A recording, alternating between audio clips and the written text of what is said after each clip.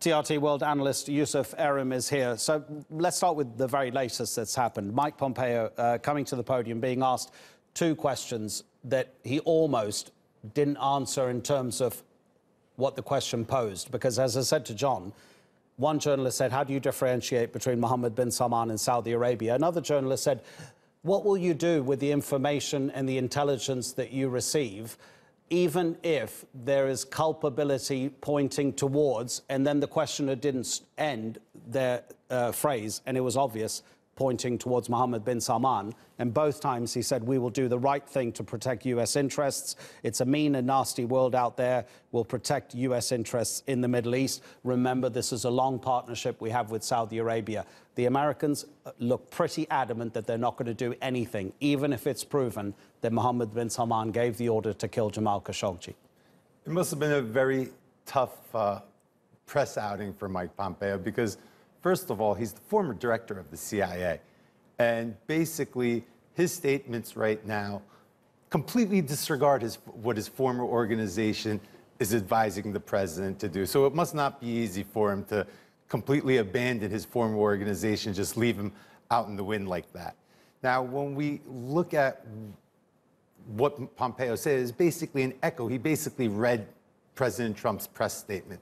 Now, the U.S. moral compass has become completely skewed over the past year and a half since the Trump administration has come in, not just foreign policy, also domestic-wise, and they've come under fire.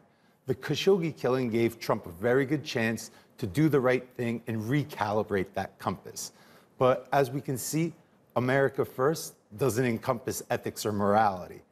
Ethics or morality, America's second place in that one.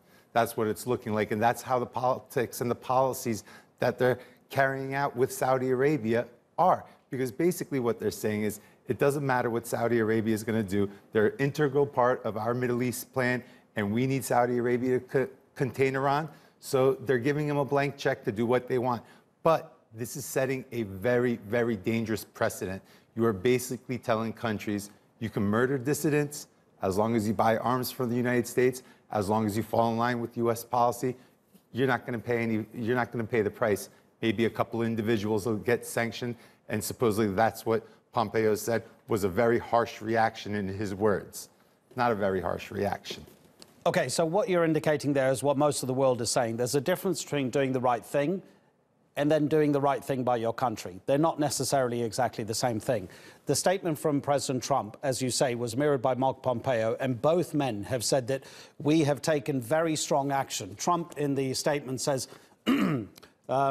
we have already sanctioned 17 Saudis known to have been involved in the murder of Mr. Khashoggi and the disposal of his body. We have taken strong action. Mike Pompeo said, we've taken very strong action.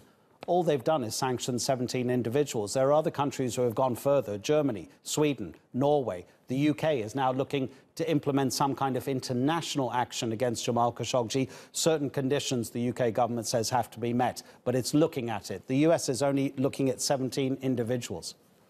You said something really interesting a minute ago. How can you separate Mohammed bin Salman from Saudi Arabia? Now, Saudi Arabia is not a democracy. It's a monarchy.